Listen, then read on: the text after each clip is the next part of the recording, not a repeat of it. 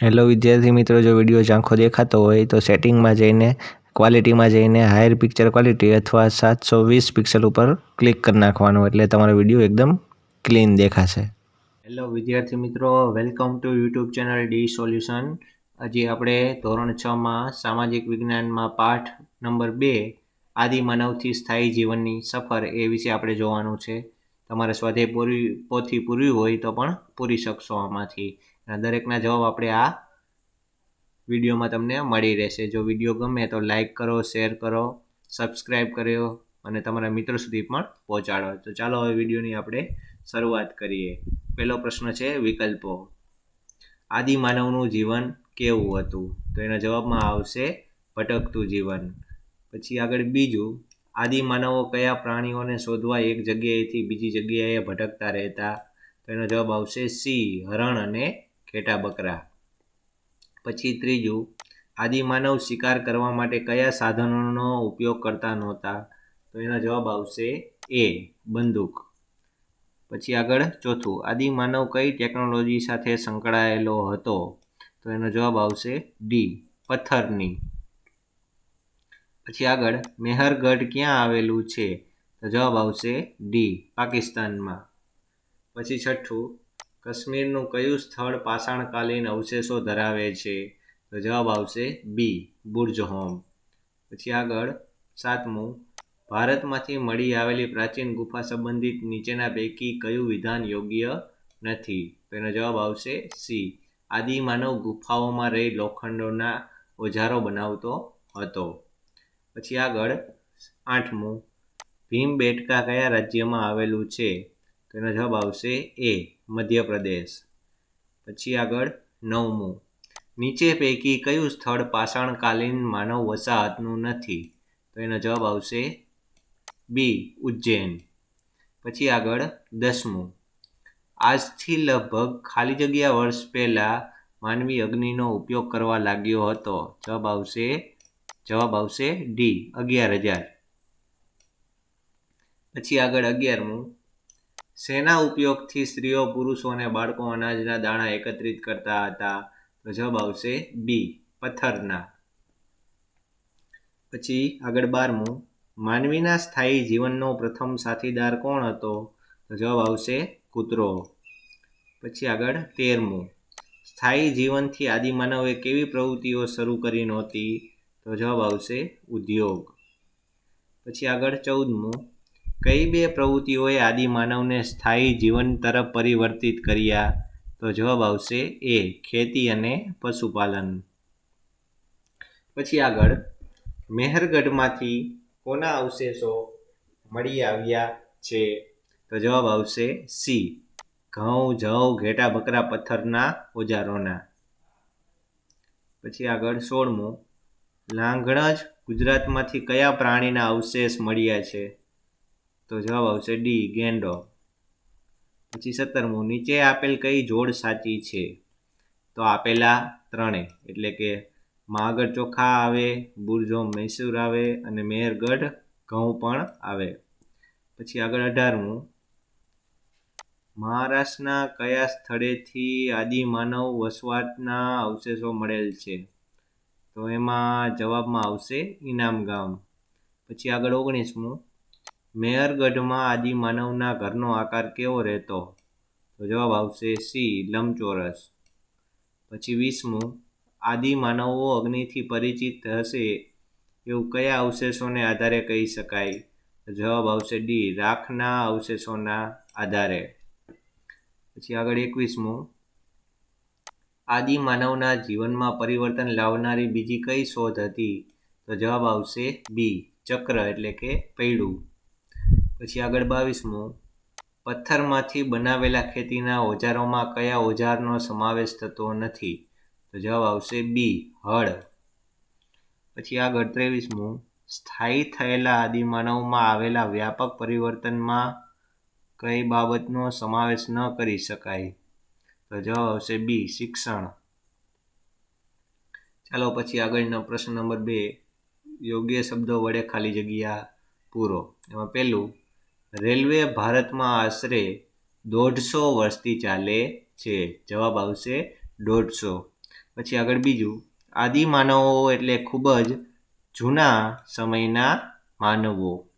પછી આગળ ત્રીજું, શિકારી અને ભટકતું જીવન જીવતા માનવો પથ્થરની ટેકનોલોજી સાથે સંકળાયેલ હોવાથી આ સમયને પાષાણ યુગ પણ કહેવામાં આવે છે. પાષાણ યુગ એટલે કે પથ્થર યુગ.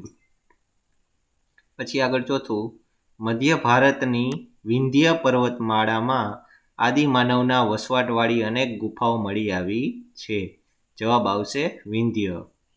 પછી આગળ પાંચમું, ભીમબેટકાની ગુફામાં આદિમાનવે દોરેલા લગભગ 500 ચિત્રો મળી આવ્યા છે. પછી આગળ છઠ્ઠું, દક્ષિણ ભારતના કુર્નુલમાં મળી આવેલા આદિમાનવોની ગુફામાંથી રાખના અવશેષો મળ્યા છે.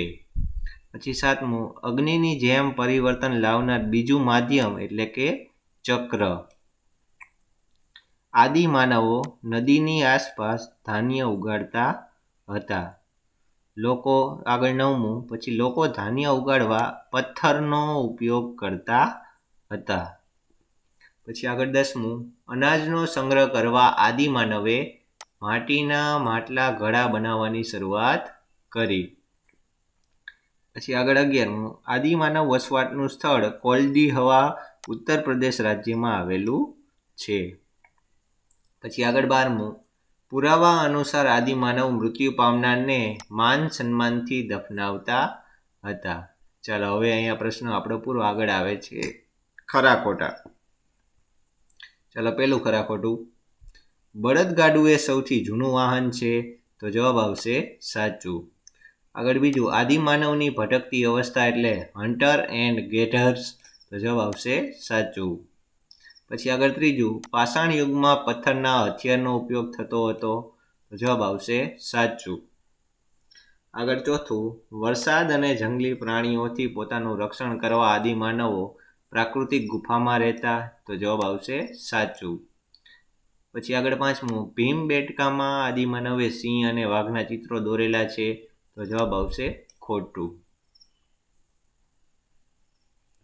પછી આગળ છઠ્ઠું, ભીમબેટકાની ગુફાઓમાં પ્રાકૃતિક રંગથી ચિત્રો દોરેલા છે. તો જવાબ આવશે સાચું. પછી આગળ સાતમું, આજથી લગભગ 12,000 વર્ષ પહેલા વિશ્વભરના વાતાવરણમાં વ્યાપક પરિવર્તન આવ્યું. તો એનો જવાબ આવશે સાચું. પછી આગળ આઠમું, સ્થાયી જીવન શરૂ થતાં આદિમાનવે હિંસક પ્રાણીઓ પાળવાનું શરૂ કર્યું. તો જવાબ આવશે ખોટું. પછી આગળ નવમું, આદિમાનવો ગારા માટી અને ઘાસના મકાનોમાં રહેતા હતા. તો જવાબ આવશે સાચું. પછી આગળ 10મું, બુર્જ હોમ અને ગ્રુફકાલ કાશ્મીરમાં આવેલા છે. તો જવાબ આવશે સાચું. પછી આગળ 11મું, ઇનામ ગામમાં આદિમાનવોના ઘરનો આકાર ગોળ હતો. તો જવાબ આવશે સાચું. પછી આગળ 12મું, મહારાષ્ટ્રના ઇનામ ગામમાં બાળકોના મૃતદેહના અવશેષો મળ્યા છે. તો જવાબ આવશે સાચું. ચાલો પછી આગળ પ્રશ્ન નંબર 4. નીચેના પ્રશ્નોના 1-2 વાક્યમાં ઉત્તર આપો. એમાં પહેલો પ્રશ્ન છે, આદિમાનવોનો ખોરાક શું હતો? તો એનો જવાબ આવશે, આદિમાનવો હરણ જેવા જંગલના પ્રાણીઓ, માછલીઓ અને પક્ષીઓનો શિકાર કરી ખોરાક તરીકે ઉપયોગ કરતા, તેમજ કંદમૂળ અને ફળો પણ ખાતા હતા. પછી આગળ બીજો પ્રશ્ન, આદિમાનવ પોતાનું શરીર શાના વડે ઢાંકતા હતા? તો એનો જવાબ આવશે, આદિમાનવ પોતાનું શરીર ઢાંકવા વૃક્ષની છાલ અને પ્રાણીઓના ચામડાનો ઉપયોગ કરતા. પછી આગળ ત્રીજો પ્રશ્ન, ગુજરાતમાં પાષાણકાલીન માનવ વસાહત ક્યાં જોવા મળે છે? તો એનો જવાબ આવશે, ગુજરાતમાં પાષાણકાલીન માનવ વસાહતના અવશેષો લાંગણજમાં જોવા મળે છે. પછી આગળ ચોથો પ્રશ્ન, પાષાણ યુગના આદિમાનવો કેવા સ્થળે રહેવાનું પસંદ કરતા? તો એનો જવાબ આવશે, પાષાણ યુગના આદિમાનવો જ્યાં સારા અને મોટા પ્રમાણમાં પથ્થરો, લાકડા અને પાણી મળી રહે તેવા સ્થળોએ રહેવાનું પસંદ કરતા. પછી આગળ પાંચમો પ્રશ્ન, ભીમબેટકાની ગુફાઓમાંથી કયા કયા ચિત્રો મળી આવ્યા છે?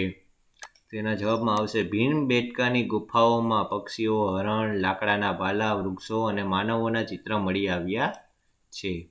પછી આગળ છઠ્ઠો પ્રશ્ન, આદિમાનવ શામાંથી ચક્ર એટલે કે પૈડું બનાવતા શીખ્યો?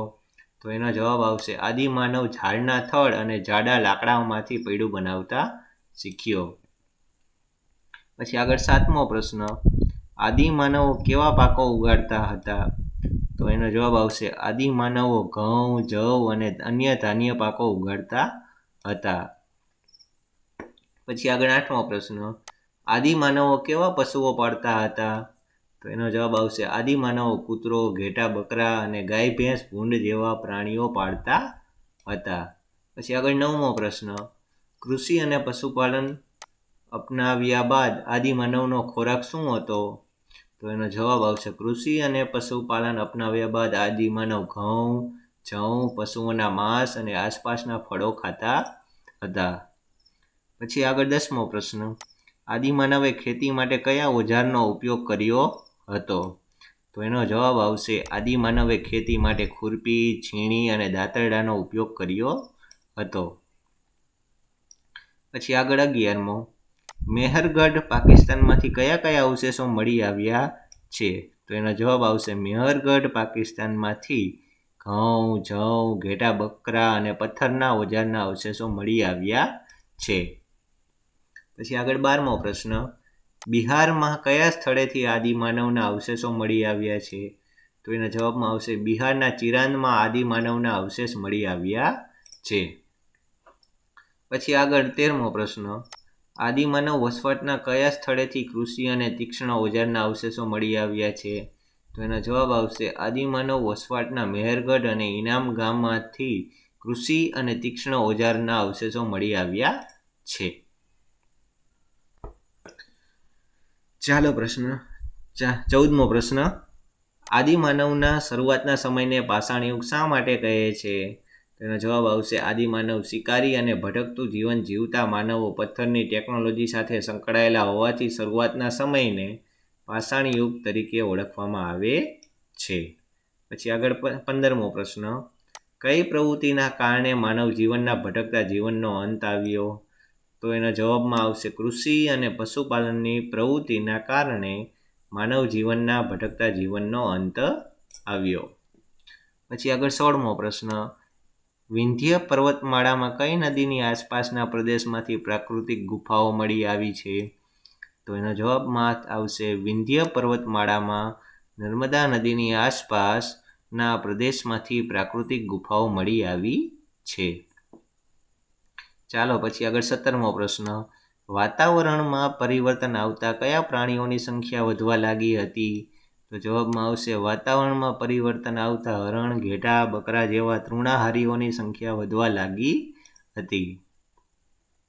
પછી આગળ 18મો પ્રશ્ન, ગુફાવાસી જીવન પછી આદિમાનવ કેવા મકાનમાં રહેતો હતો? તો એના જવાબમાં આવશે ગુફાવાસી જીવન પછી આદિમાનવ ગાર, માટી, ઘાસના મકાનમાં રહેતો હતો. પછી આગળ 19મો પ્રશ્ન, ઘાસના ક્ષેત્રો ઊભા થવાથી કયા પ્રાણીઓની સંખ્યામાં વધારો થયો? તો એના જવાબમાં આવશે ઘાસના ક્ષેત્રો ઊભા થવાથી ઘાસ ખાનારા હરણ, ઘેટા, બકરા જેવા તૃણાહારી પ્રાણીઓની સંખ્યામાં વધારો થયો.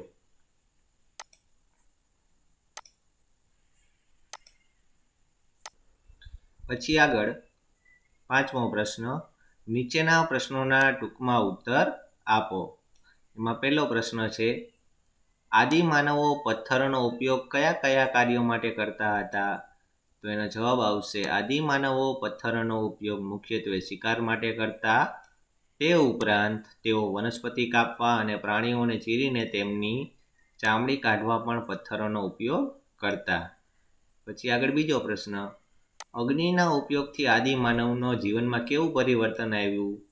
તો જવાબમાં આવશે અગ્નિના ઉપયોગથી આદિમાનવના જીવનમાં ક્રાંતિકારી પરિવર્તન આવ્યું. અગ્નિની મદદથી તેઓ માંસને શેકીને ખાઈ શકતા. તેઓ અગ્નિનો ઉપયોગ પ્રકાશ મેળવવા માટે કરતા, તેમજ તેના ઉપયોગથી જંગલી પ્રાણીઓથી તેઓ પોતાનું રક્ષણ કરી શકતા હતા. પછી આગળ ત્રીજો પ્રશ્ન, પુરાતત્વ શાસ્ત્રીઓએ શોધેલા કયા સ્થળોમાંથી માનવ વસવાટના અને પશુપાલનની માહિતી મળી આવી છે? તો એના જવાબમાં આવશે પુરાતત્વ શાસ્ત્રીઓએ શોધેલા સ્થળોમાં બુરજોમ, ગુફકાલ, હુરંગી, મેહરગઢ, લાંગણજ અને ભીમગેટકામાંથી માનવ વસાહત અને પશુપાલનની માહિતી મળી આવી છે. પછી આગળ ચોથો પ્રશ્ન, કારણ આપો. પર્યાવરણ બદલતા હરણ-બકરા જેવા તૃણાહારીઓની સંખ્યા વધી ગઈ. તો એના જવાબમાં આવશે આજથી લગભગ 12,000 વર્ષ પહેલા વિશ્વભરના વાતાવરણમાં વ્યાપક પરિવર્તન આવ્યું. દુનિયાના અનેક ક્ષેત્રોમાં તાપમાન વધતા વનસ્પતિ અને ઘાસના ક્ષેત્રો ઊભા થયા. તેના પરિણામે ઘાસ ખાનારા હરણ, બકરા અને ઘેટા જેવા તૃણાહારી પ્રાણીઓની સંખ્યા વધી ગઈ હતી. ચાલો પછી આગળ આવે છે મુદ્દાસર પ્રશ્નોના ઉત્તર આપો.